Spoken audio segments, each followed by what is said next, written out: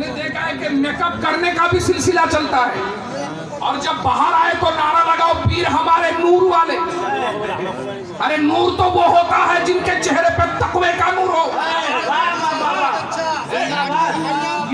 ان علماء نے اپنے علاقے کی اصلاح کے لیے اپنی زندگیاں کھپا دی، قدر کی۔ یہ جب آپ کو کچھ بتائیں گے انہیں نذرانے کی کوئی ضرورت نہیں، وہ تو ہم دیکھ ہی رہے ہیں۔ جب ہم نہیں کہتے کہ آپ اپنے پیر صاحب کو نہ کھلائیں، کبھی نہیں کہتے، مگر یہ ضرور کہتے ہیں کہ جتنا پیر صاحب کا اہتمام کرتے ہو تمہارے ماں باپ بھی بہت بڑے پیر ہیں تمہارے لیے، ان کے لیے بھی کرو۔ ہمارے علماء بھی پیر ہیں تمہارے لیے، ان کے لیے کرو۔ یہ علماء کبھی انہوں نے نہیں کہا کہ ہمارے باپ ایسے صاحب کرامت تھے، ہمارے دادا ایسے صاحب کرامت تھے۔ ہمیشہ یہ علماء یہی کہتے ہیں ارے ہم سے تمہیں دشمنی ہے تم جانو، مگر تم اللہ اور اس کے رسول کی اطاعت گزار بن جاؤ تاکہ تم جنت میں جانے کا سامان کر سکو۔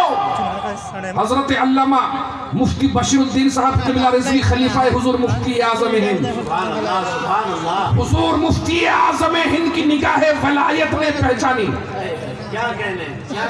اپنی خلافت سے نوازا، اور اس علاقے میں حضرت کی خدمات، چونکہ کوئی ڈھنڈورا پیٹنے والا نہیں ہے، مریدوں کا حلقہ نہیں ہے کہ لگا کر کے آنے سے پہلے سیٹ کر کے رکھو سیٹنگ کہ آ رہے ہیں حضرت تو نعرہ لگاؤ، حضرت آ رہے ہیں تو کھڑے ہو جاؤ، حضرت آ رہے ہیں وہ کرامت بیان کرو۔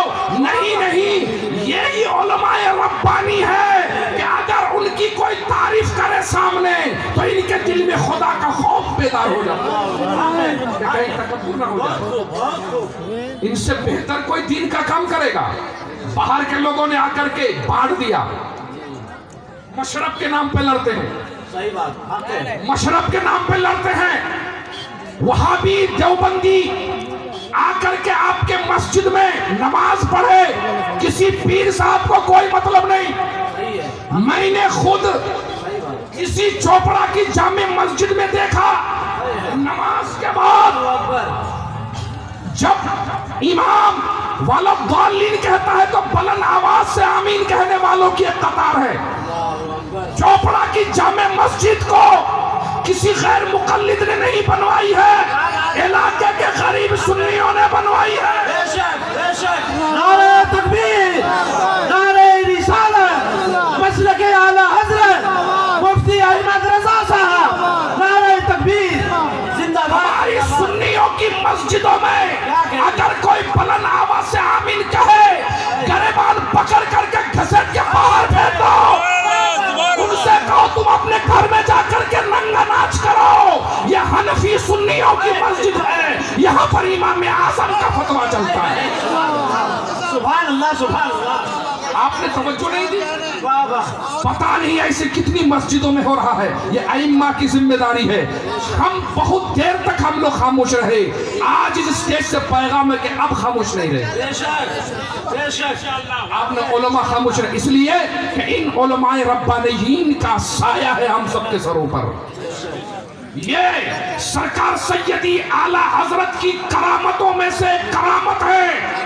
حضرت علامہ مفتی عیسیٰ رضوی صاحب قبلہ یوپی کی دھرتی پر سرکار اعلیٰ حضرت رضی اللہ تعالی عنہ کی تحقیقات پہ آپ نے ایسے ایسے گوشے تلاش کیے، ہند سے لے کر کے بیرون ہند کے جلیل القدر علماء بھی حیرت سے انگشت پر دندہ ہیں کہ اللہ اکبر۔ ایسی بھی چنگاری ہے ہمارے خاکستر میں۔ سبحان اللہ۔ آج ہم نہیں جانتے، انہیں پہچانو، انہیں جانو۔ یہ جب دعا کریں گے تو دل سے کریں گے۔ پیر صاحب کو نظرانہ ایک سال نہیں دو گے دوسرا سال نہیں آئے گا۔ صحیح بات ہے۔ ہم برملا کہتے ہیں اس لیے کہ کسی کے دست نگر نہیں، کسی کے وسیلے سے کما کر کے نہیں کھاتے، بلکہ ہم تو امام محمد رضا کا وہی کہنا بولتے ہیں، وہی نعرہ لگاتے ہیں کہ کون دیتا ہے دینے کو منہ چاہیے، دینے والا ہے سچا ہمارا نبی۔ کہنے والا ہے سچا ہمارا نبی۔ اب علاقے میں مدرسے بناؤ، بے شک علاقے میں مدرسے بناؤ، مزار بعد میں بنانا۔ مسجد اگر زیر تعمیر ہے، یہ کیا تماشا ہے کہ جو مسجد ہے اسی میں نماز نہیں پڑھتے ہیں، تو اس مسجد کا اب نیا سلسلہ چلا ہے، اس کو شہید کر دو۔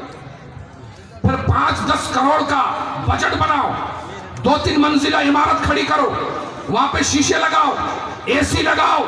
یہ چند عیاش لوگ جو دکھاوا کے لیے نماز پڑھتے ہیں، وہ گھر میں بھی اس کو اے سی چاہیے، اللہ کے گھر میں آئے تو وہاں بھی اس کو اے سی چاہیے۔ یہ انہی لوگوں کا لگایا بجھایا ہے۔ اے سنی مسلمانوں، مولا کائنات کہتے ہیں مجھے 2 چیزیں پسند ہیں، جاڑوں میں ٹھنڈے پانی سے وضو کرنا اور گرمیوں میں روزہ رکھنا۔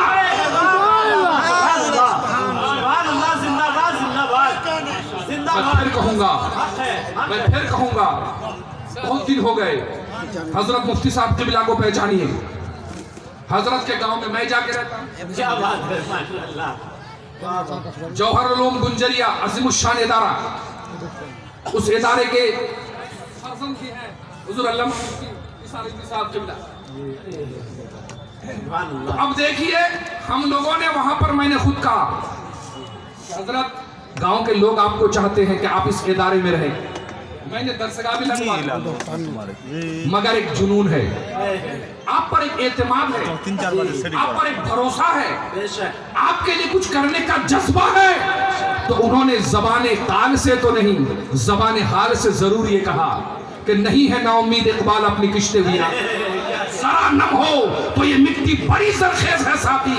ہمارے خیالوں وہم و گمان میں بھی نہیں تھا کہ چوپڑا کی سرزمین پر کالج پارا کے نزدیک اس کے سینے میں جہاں عظیم الشان کالج کی عمارت نظر آ رہی ہے، وہاں سرکار غوث اعظم کے کرم سے مسلک اعلیٰ حضرت کا ترجمان جامعہ غوث اتنی جلدی کھڑا ہو جائے